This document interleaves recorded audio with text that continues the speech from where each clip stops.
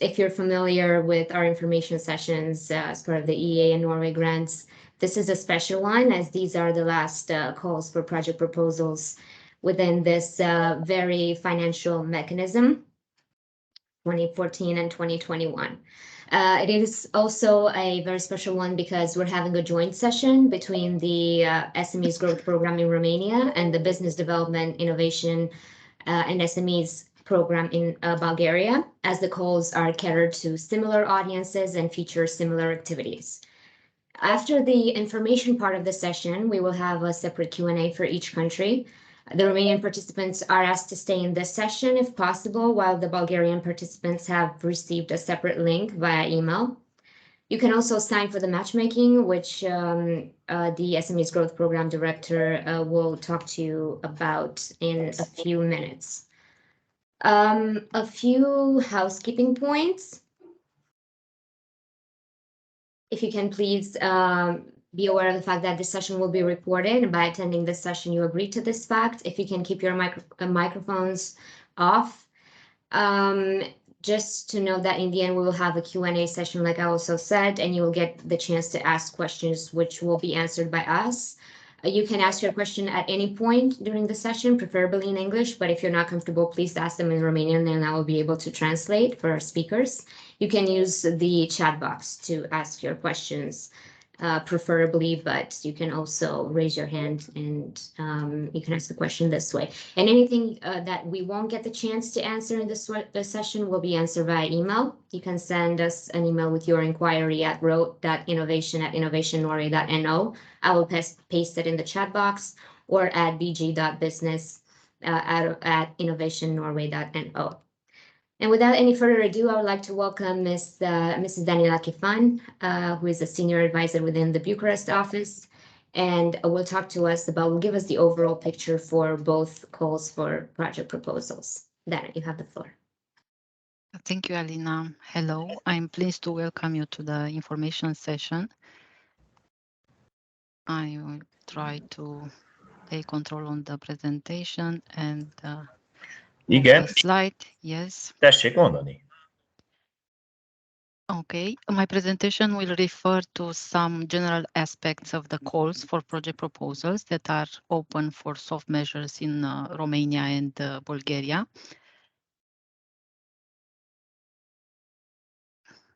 Currently, there are two grant schemes, as Alina mentioned, open one for each country, schemes that have a submission deadline October 20 for Romania and November 17 for Bulgaria. Both grant schemes finance projects that contribute to the aim of the business programs, which is to bring added value and sustainable growth to the business sector. The available grant schemes aim for improvement of the capacity for the business development and strengthening bilateral relations between Norway and Bulgaria for the grant scheme open in Bulgaria, and between Romania and the donor states for the one opened in Romania. Some information about the budget available for each scheme. In Bulgaria, the available budget is approximately 1.3 million euro. The program will finance projects within green industry innovation and welfare technology focus areas. The successful projects will receive grants between 5,000 euros and 100,000 euros. And the donor partnership projects with entities from Norway are encouraged. In Romania, the available budget is 1 million euro. The program will finance projects submitted within green industry innovation, blue growth, or ICT focus areas. And we will award the successful projects with grants between 10,000 euros and 200,000 euros. The same as in Bulgaria's case, donor partnership projects with donor state entities are encouraged. Information about the bilateral aspects of the project will be presented later in this meeting by my colleague. Regarding applicants and partners, we can receive grants. For the grant scheme in Bulgaria, eligible applicants can be small and medium-sized enterprises established as legal persons in Bulgaria and non-profit organizations established as legal persons in Bulgaria. For the grant scheme in Romania, the same two categories are eligible as applicants. Of course, we refer to entities established as legal persons in Romania. Any legal entity established in the donor country or beneficiary country could be eligible for the project partner role. Please note that for Bulgaria, we talk about only one donor state, Norway, because the business program is financed entirely through Norway grants financial mechanism. For the small grant scheme opened in Romania, entities from Norway, Iceland, or Liechtenstein could qualify as donor partners.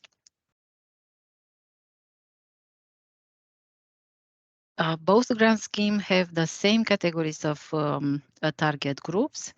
The projects should target business organizations or clusters that support SMEs, small and medium-sized enterprises, to increase their knowledge about the topics in the fields listed in the call text.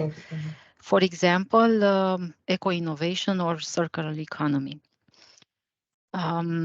There are also other categories that could be targeted by the projects, and these are large enterprises or SMEs or startups that receive business skill support via training, coaching, mentoring, or other relevant activities included in the project. Regarding the grant rates, in principle, provisions of the European Commission regulation on the de minimis aid will apply. For Romania, the maximum grant rate is 90%. For Bulgaria, the maximum is 85%. Other categories of aid could be awarded within these small grant schemes. I'm referring to aid to SMEs as it is presented in the European Regulation 651 from 2014 with a maximum grant rate of 50%, or training aid with a maximum grant rate of 70%. As it is already mentioned in both call texts, for non-economic operators, proposing projects which do not fall under the state aid provisions. I am referring to the European Regulations 651. The aid intensity will not exceed 85% for Bulgaria and 90% for Romania of the total eligible expenses of the project, without exceeding the maximum amount that may be granted to a project. I conclude my presentation with some aspects regarding the assessment process designed for both small grant schemes. The projects submitted within the deadline will be assessed by Innovation Norway as fund operator. We have established assessment criteria which regard administrative aspects such as language used for writing the project application.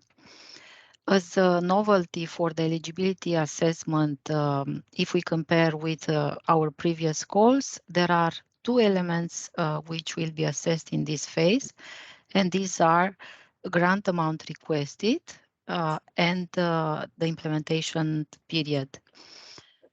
Implementation period of the projects must not exceed December 31st, 2023 for Romanian call and April 30, 2024 for Bulgarian projects. In terms of technical and financial criteria, we defined four main criteria which refer to aspects related to the capacity of the applicant and Under this criterion, we will assess the resources available by the applicant for the business, for the entity, and for the project. We would look at the financial management and the technical feasibility of the applicant. The second criterion will regard the relevance of the application, and in the call text we mentioned the elements that will be taken into consideration, and these elements are also included in this slide, such as the need for the project contribution to achieving the program objectives, outcomes, and outputs, the cost-benefit ratio or the project risks that are identified by the applicant, and the mitigation measures that are also identified. Another criterion that will be used in the assessment is regards the transparency. By transparency, we mean the full and honest accounting of all facts, information that is including the project applications and annexes. We will also analyze the context regarding the expenditure and activities of the projects. More information about the eligible activities of the project will be included in a presentation later in the meeting. The last one, and an important one, I think, is a sustainability criterion. And under this criterion, we will assess if the project commits to and include measures to ensure economic and environmental and social sustainability. Thank you for attention, and I'm looking forward to the Q&A session.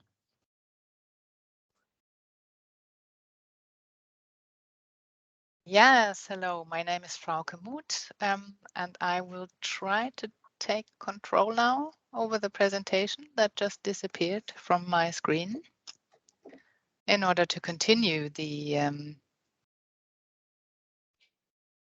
presentation on focusing on the bilateral aspect.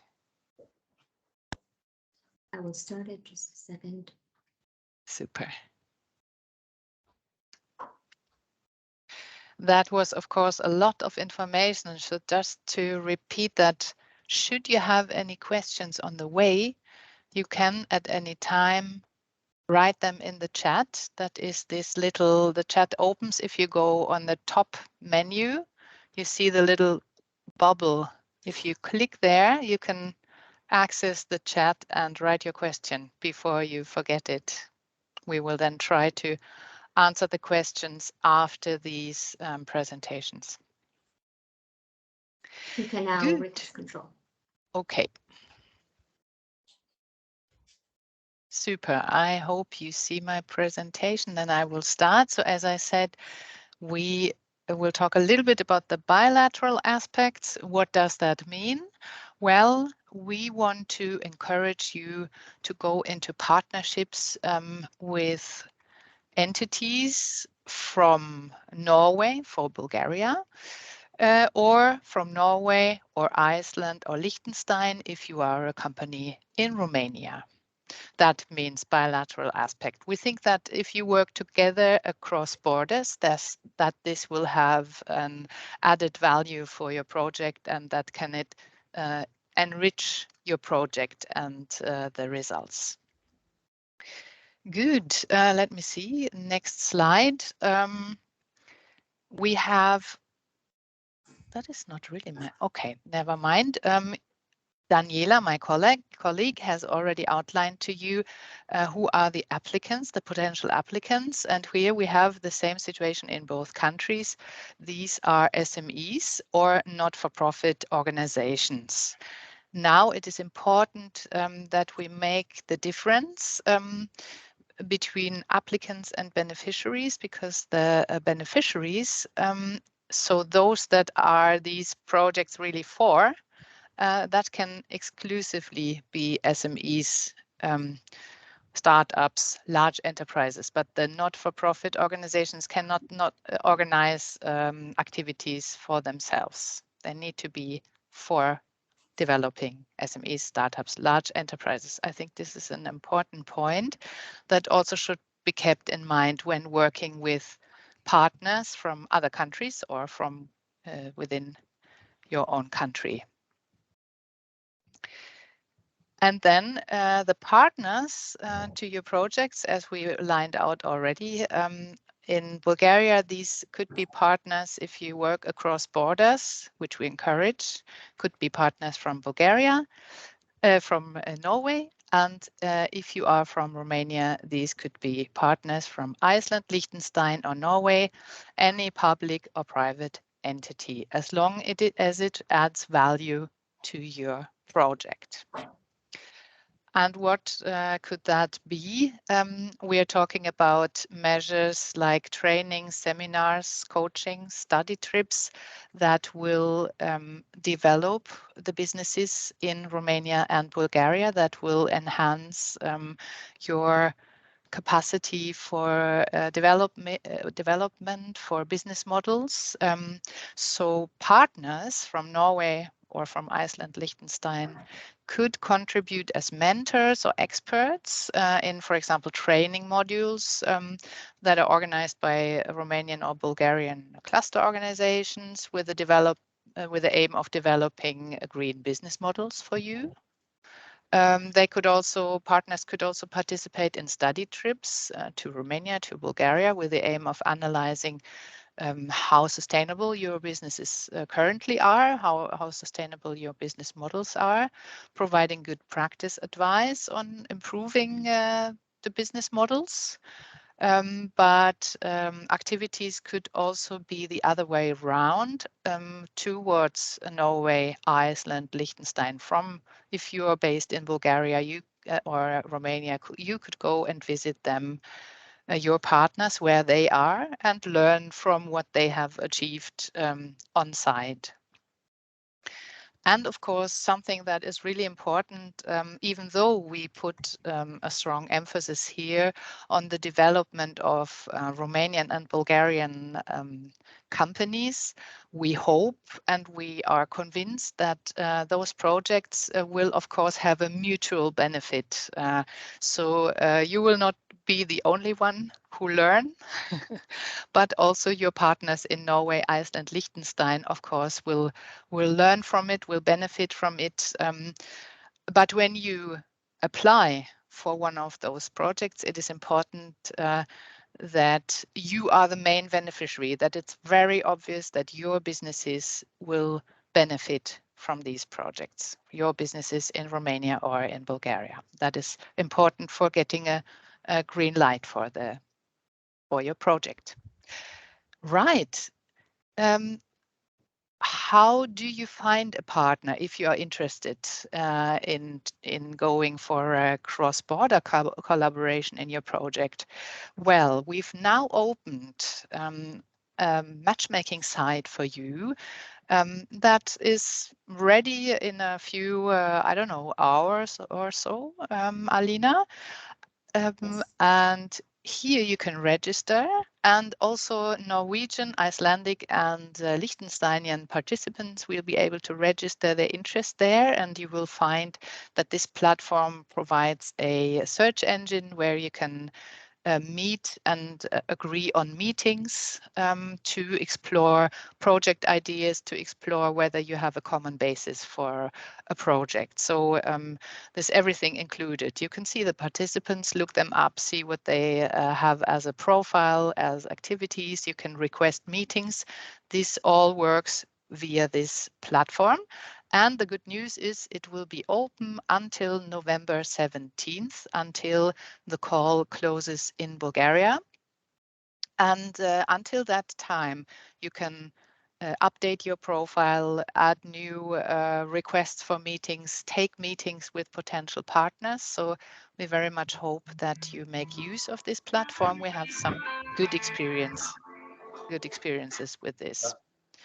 Another alternative, now specifically for Norway, if you look for example, sustainable companies in Norway with sustainable business models, you could have a look at this theexplorer.no, which displays some selected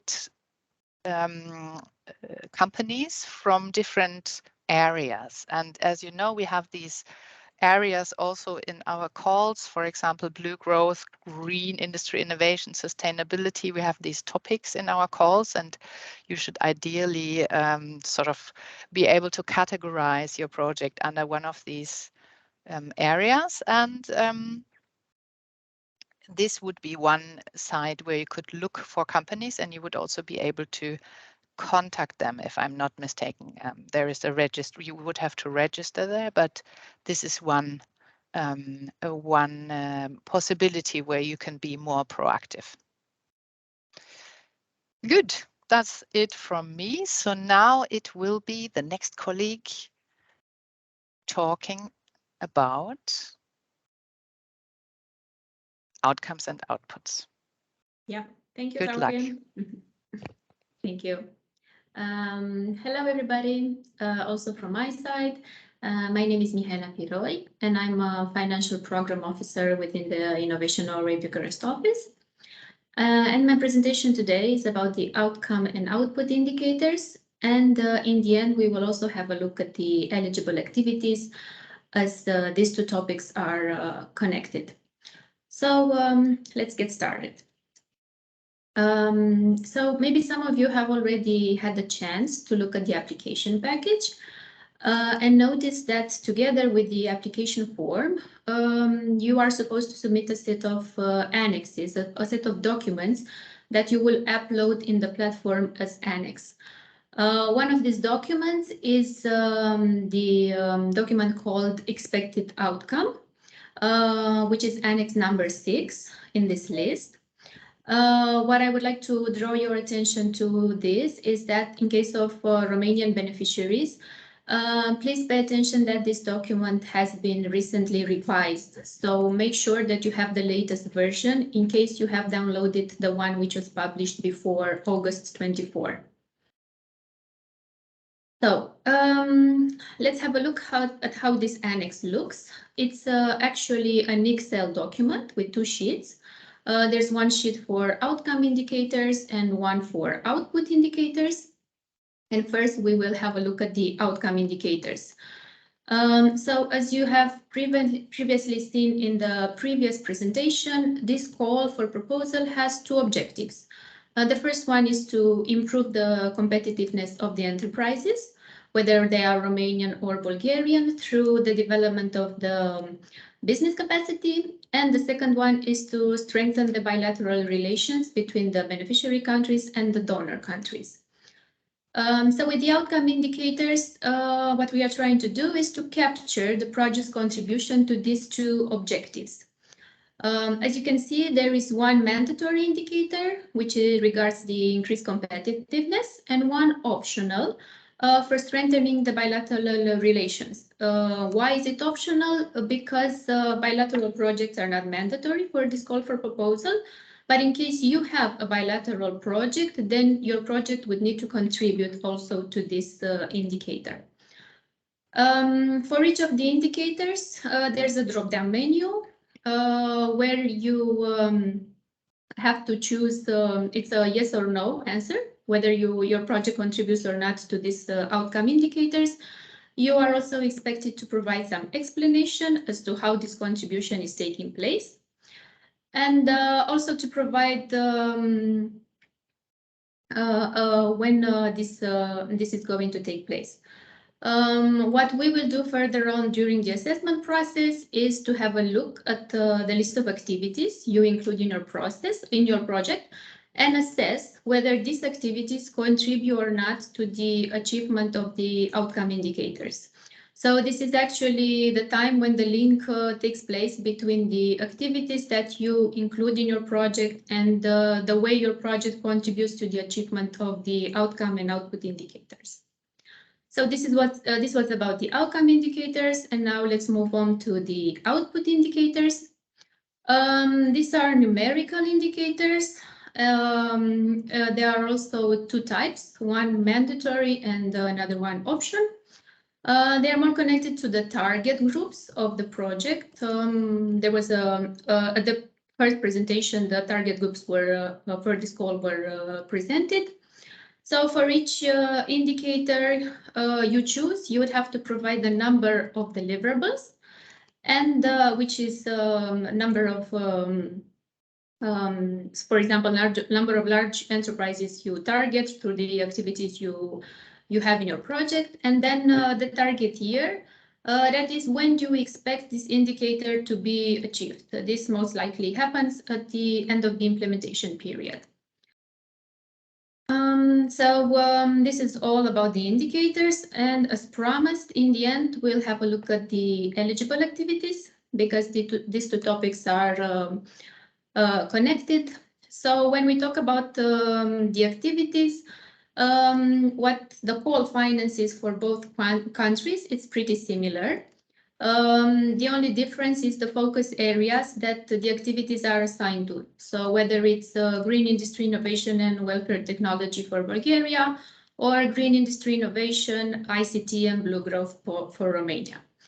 So what exactly do we finance through this call for proposals? We finance organization of trainings, coaching and mentoring activities. We finance study trips, workshops, seminars, conferences, and good practice events. Business matching events, feasibility studies, data collection and analysis. And of course, as Frauke mentioned, we finance bilateral activities in the case of bilateral projects, activities that need to contribute directly to improving the business capacity for Romanian or Bulgarian enterprises. So this was my presentation, rather short. I wish you all the best of luck with your application. And I now give the floor to Mihai, who will walk you through the practical aspects of your application process. Thank you. Thank you, Mihaela. Let's move on to the application guidelines. So on the website, you have also the information that is included here. You have it as a guideline, or intended to help you a bit draft what we could say that this is the main document, which is the application form. As you see, you will have a various option. If you click down below on the same website where you are and access the call text proposal, you will have two options. One is to create a new application, and the other one to actually create a new continue with the current application. It's important to distinguish between the two due to the fact that every time you click new application, you will start a new application. So it's important that you go on the second button, which is continue with the current application. When you, as I mentioned, when you open the new application several times, you will get prompted this option, and you will see other applications that have been created every time. If you click on continue, then you will start with the previous application in which you have worked. It's important to note that this menu is accessible if you click on the Innovation Norway logo, and this will take you through the entire application that you have started or planning to start. What will happen in some cases is that if you work in, if there are several people working on the same application and they are using different browsers, or they are accessing the application from various areas, or you have not clicked or logged out properly from your application, your previous application will get locked for about 25 minutes. This is a fail-safe system in order to safeguard the information that is listed there. What we have noted from the experience is that this green lock will pop up very closely to the time when you plan to submit your application. So our advice is to do this exercise of submitting the application, not in the final deadline, but you actually can do it now. So it's much easier to see how it works. It's important also key aspects that you could be aware of. As you know that the application and the call is designed for several type of entities. One is to carry out economic activities and the other one is not. This type of business button will select the type of menu and the type of structure for your application, which is going to change and vary if you click on the carrying out non-economic activity versus carrying out economic activity. This is very important to start the process in a very from early beginning in a safe way. Once more, the contact person. It's important here that you provide an email address that is verified every time by the decision maker in your company or in your organization. This is due to the fact that the entire communication will be carried out over email, and it's very important that we make sure that you receive all the communication that we provide. Also, please do check your spam. Further on, a few tips and tricks on how to, let's say, provide the information that is required in the application form. Under the activity of the applicant, our suggestion is that you focus on the short and to the fact-based description. Please be aware that the application portal and the forms and every section as such has a limited capacity of words and characters that can be inserted. So our advice is to focus on the fact-based situation of your organization. The second item is the ownership. I think this part is more targeting the business one. Here you should focus on describing your current ownership and how do you take decision in the organization. And also for the non-economic, I would focus on the founders and their involvement on and also on their contribution towards the organization as such. Another important element is, of course, is the project information. Here you should try as best as possible to focus your and describe your project in such a manner that it will provide all the essence and the essence information that is required to explain the need of the project. This is the same project information applies for the also for the non-economic and also for the economic part. There are just several instructions which are you can obviously see on the screen. You can also access these instructions in the guidelines that we have. And also, I believe you can easily read them out once we get access to the recording. Our advice is to describe your project using a clear objective, using a clear aim and / purpose, activities, focus them, define them clearly, and their pertaining results. That's very important to see from the beginning. You have a limited, as I mentioned, you have a limited number of characters, so it's best to avoid trying to say a story that has many information, which is not quite that relevant in the decision-making process. All right. Moving on, another another important aspect is the fact that the non-economic applications, this is solely valid for them, do not have a internal factor and external factor option in their application, and hence we ask them to provide such information in the project information section.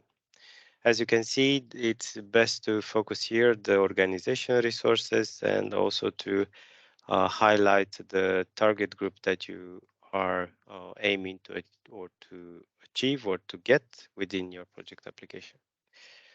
All right. The outcome, as you can see, it's one outcome and it's best to briefly describe the main deliverables and result that you plan to achieve. You can guide yourself using the Excel file, which is called outcomes and output indicator, and try to describe that here in this section. Also, the project value creation. Here we are discussing about items that refer to the value creation and initiatives related to sustainable job creation, the positive societal effects that your project has, and also you can say what uh, elements will be solved, what is the environmental and sustainability aspect of your project. Also, you can use this value creation aspect and try to describe your organization as such in the past chapter that I mentioned. Also, the risk factors, I would focus very clearly on what are the main risks and how do you plan to mitigate those risks when it comes to your project application. Right, moving on. As you can see, there are differences between the non-economic and economic. Shortly put, the reason that we explain these two elements is that on the left-hand side, which is the tick of the business option, is that the application portal as such is designed for several countries, and those are which are highlighted with red or cut off with red. There are state aid categories, which in this case apply or do not apply for you. In this situation, we would like to ask you to tick off the other. The other section automatically is ticked on once you start your application for the business part. For the non-economic, it's only one section, so it's much easier for you to see that. Then we move on to the internal factors and external factors. For the business part, this is the element that you can obviously see when you open your application, and it's much more focused on the key resources of the organization, the immaterial and material resources, the core activities that are being performed, but also the external factors. And it's very important to highlight what is the market potential and the customers that you already target. Here we are discussing about mainly the target group that you're trying to achieve. The mandatory attachments for the application, this snip screen is from the website as such. You will easily see that there are only these 6 elements to be enclosed, and they are relevant templates available on the website. As you can see, the application, as we mentioned before, it encompasses this section of various attachments. The self-declaration for the applicant and the partners, please add them under the proof or criminal tax record and use the remaining available sections at the end related to attachments. In case it's not applicable and you have this option of not applicable, then please tick off that element. In case you are required to submit an attachment, please enclose an empty document. Then the validation. In case the validation is not working, you will be prompted with this red text on the left-hand side, and that respective validation requires your attention, meaning that you need to go back and take another look at what is required. It's a straightforward application, simple and to the point. I believe this was my presentation, and I thank you very much.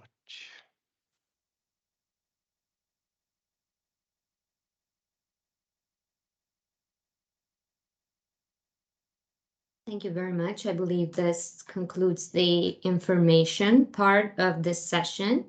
And as you can see, we have started to answer your questions in the chat box. But now, like I said in the beginning, the Romanian participants are asked to stay in the session if they want to continue with the Q&A session, going more in depth, and the Bulgarian participants are asked to leave. Thank you very much for attending. I hope you found it useful. You will receive the recording and the presentations on the website and via email. And my colleagues from the Bulgarian office, I'm sure, will answer all of your questions in a separate Teams link.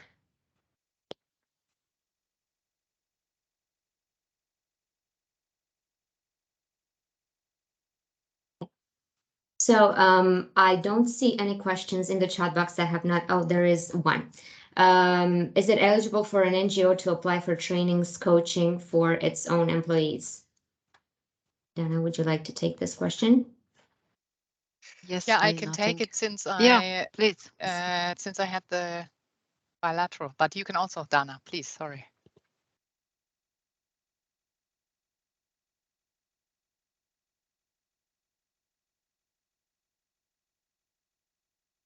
Okay, sorry, misunderstanding, but that point was covered during the bilateral presentation, so this is unfortunately not possible. So a not-for-profit organization cannot, is of course, has the right to apply, but has not the right to undertake activities to their own benefits. But this should then be for the benefit of an SME or several SMEs, startups, or a large company.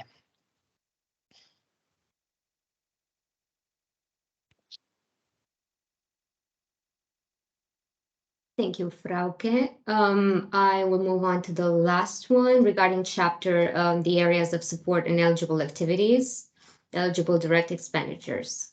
This is kind of a long one. There's two parts to this question. Would you like, the person who wrote it, would you like to explain by raising your hand and explaining it verbally? Yes, yes. Hello. Yes, because we don't see the chat function. I don't know why. So if we may ask a question. So from the Romanian Cluster Association. So I have seen there are several co-financing rates, which is maybe you could clarify it, if clarify again. So what I have understood. So if I am an NGO, so that it means the 10% co-financing, so meaning from my side, yes, from our side apply, and for the SMEs is a 50%. So we have three rates, three co-financing rates. This is not clear.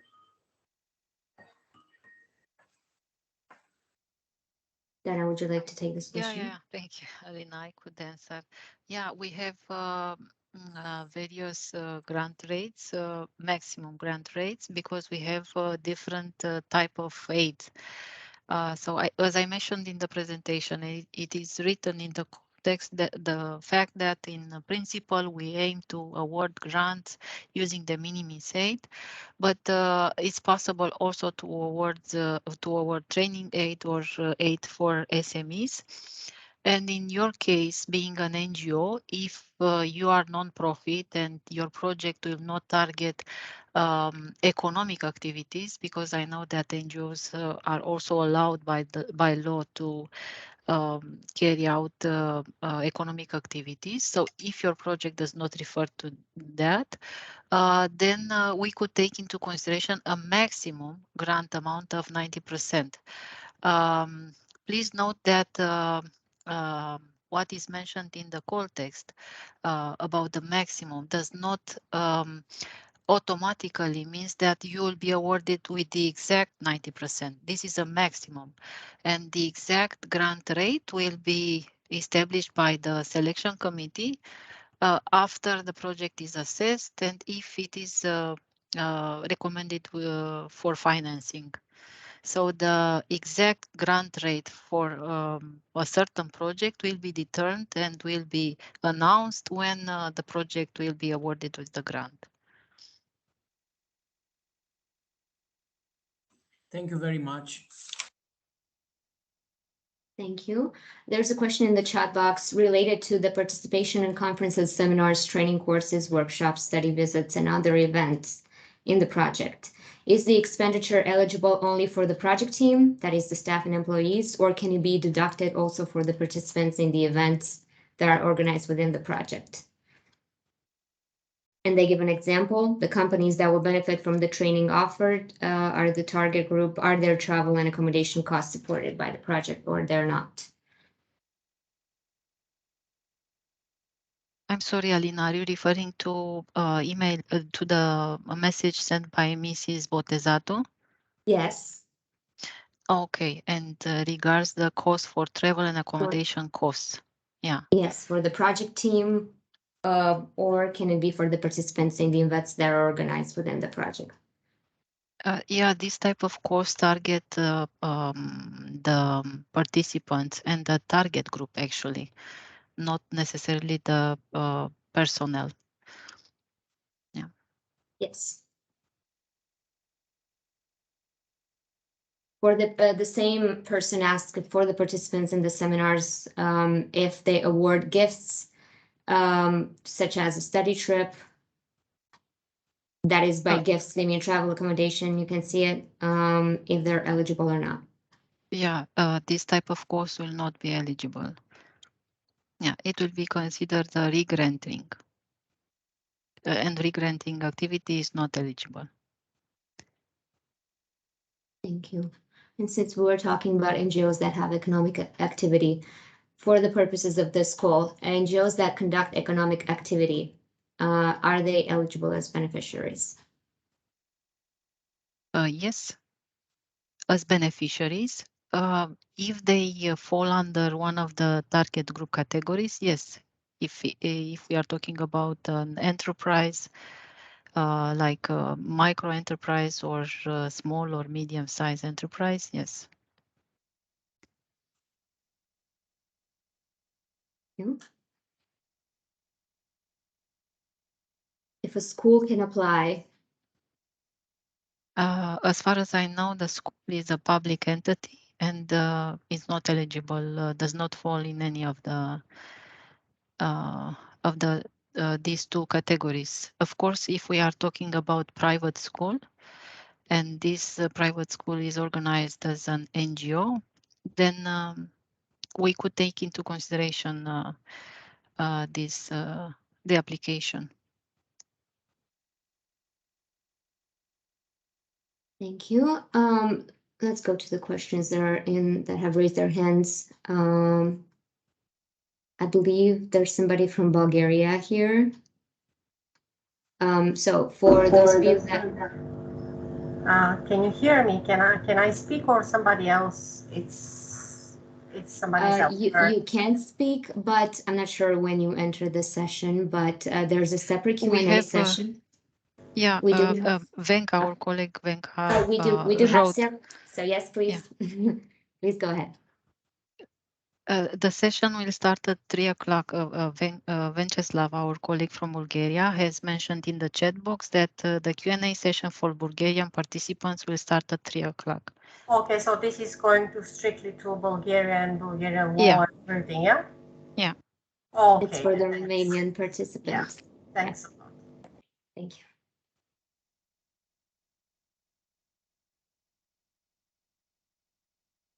Okay, so for the startups applying for a grant, does the startup have to have a registered economic activity? I guess in the case of the person asking, they will launch an economic activity in November. Well, it's not clear whether they will launch the startup in November or they will start having economic activity in November, if you can clarify.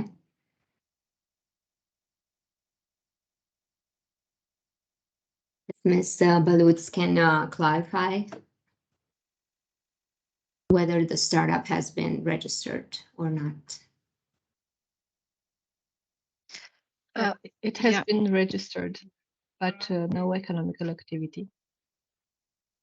And yes, it is going to start in November. Yeah, what I can mention is that we, so during this information session and Q&A session, we do not do the assessment of the projects or the applicants that will submit projects. We could provide information for your orientation only. I can say that in case of startups, there is no eligibility criterion included in our call text regarding this aspect that you mentioned, the fact that the startup has been established, but they did not start the economic activity yet. There is no eligibility criteria that will reject your application in this respect. However, this aspect will be analyzed within the technical and financial assessment. There is a criterion mentioned in our call text, and this refers to capacity of the applicant, and this will be assessed accordingly. Yeah. What is important to underline is that this is a competition of projects. So entities that will score low under this criterion might not have chances to be awarded with a grant.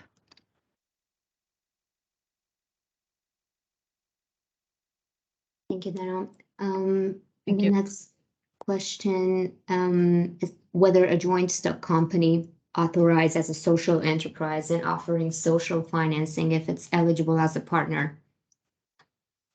Yeah, in our call text, we mentioned that any legal entity established as a legal person in one of the donor states or beneficiary state, Romania, is eligible as a potential partner.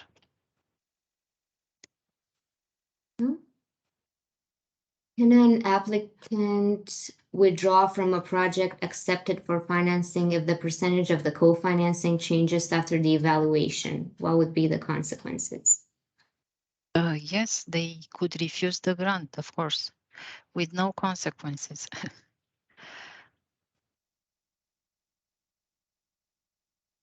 Is there a chart available with a clear breakdown of the points awarded as part of the application assessment process? If there's a weighted score, if we award a higher score, more points, if they target one beneficiary versus 5 beneficiaries. This information is included in the call text, and under each of the 4 criteria, we mentioned the weighted average for each of them. So everything is there.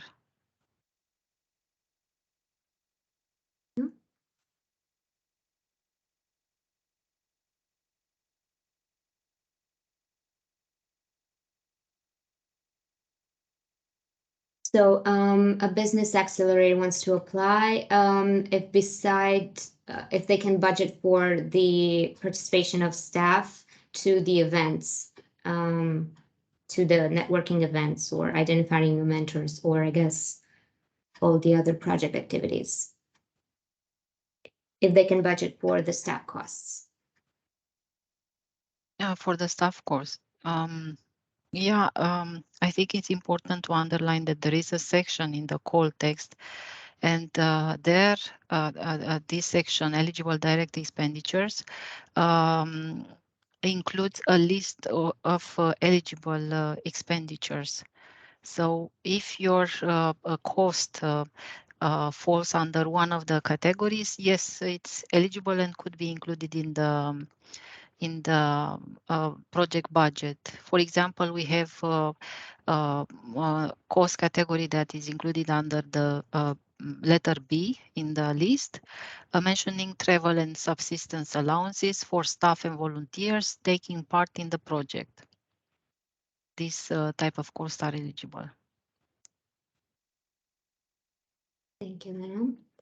We have a question in Romanian. Deși aplicanții pot fi, so should I translate it in English or maybe I can read it? Deși aplicanții pot fi ONG-uri, acestea nu se regăsesc la menționarea grupurilor țintă. The applicant category is different from the target group category. So we have a section in the call text, and I had a slide in my presentation regarding the applicants, and a different one regarding the target group. Applicants, there are only 2 categories of applicants, NGOs and SMEs. And as regards the target groups, we are listing the target groups in the call text, And these are business organizations or clusters, large enterprises, SMEs, or startups. Again, the same person wants us to give some examples of the kind of events that can be organized that are focused on sustainable development, ICT, or business development on the 3 focus areas. Yes, so they plan to organize events for the target groups, I guess. Events for the target groups in the focus areas. They want us to give some examples of what it means, to clarify what it means and give examples. Yeah. When do we plan to list the winners of the grants? We will start the assessment process right after the deadline for project submission, end of October. And we will follow these assessment phases, which are mentioned in the call text: administrative eligibility, technical and financial assessment. Our target is to finalize the process by the end of this year and to have results published at the beginning of next year.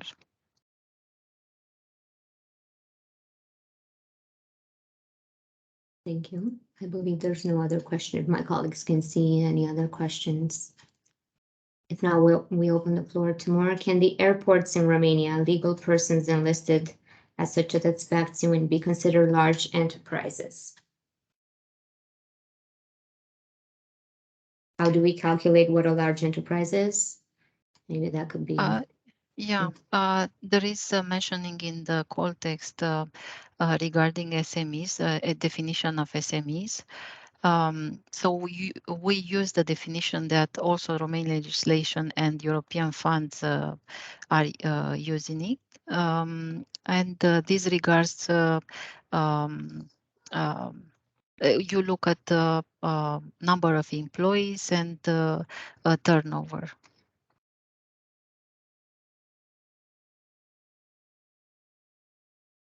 And the question is, if the airports, so I guess it does clarify the question. Thank you very much. If they met the criteria, if they will meet the criteria regarding the large enterprises in terms of turnover and a number of employees, they could be considered as large enterprises. This is the end of the questions from what I can see in the chat box. If there are any more, please go ahead. You can also raise your hand and state it. If there are no more questions, I think we ended half an hour early, but like I said, and I pasted the email address that we use to keep in touch with potential applicants, and you can go to email us at ro.innovation@innovationware.no with any additional questions, but I can see someone's hand is up.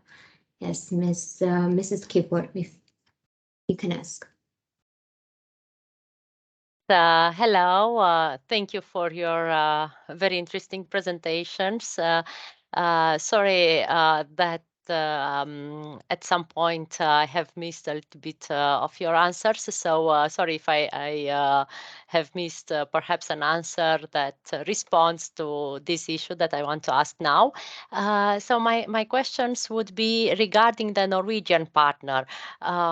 Is that the same own financing of 10%, which is recommended, or how is it for them?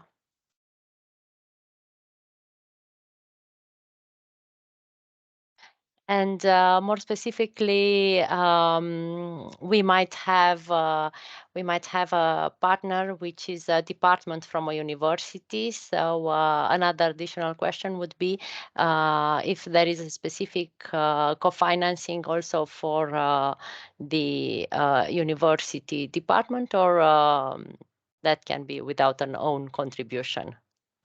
Thank you.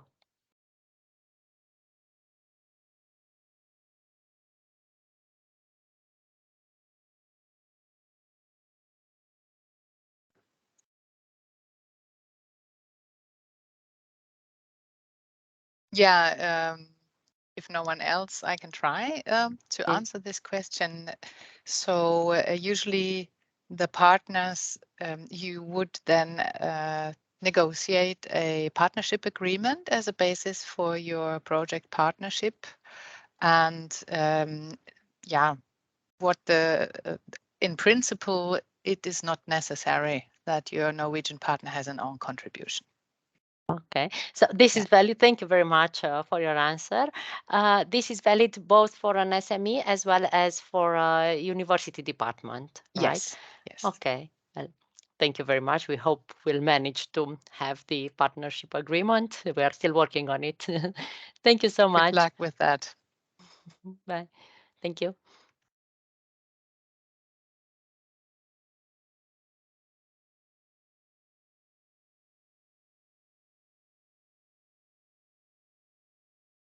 See any more questions? Thank you very much, Roke, for taking over the partnership question.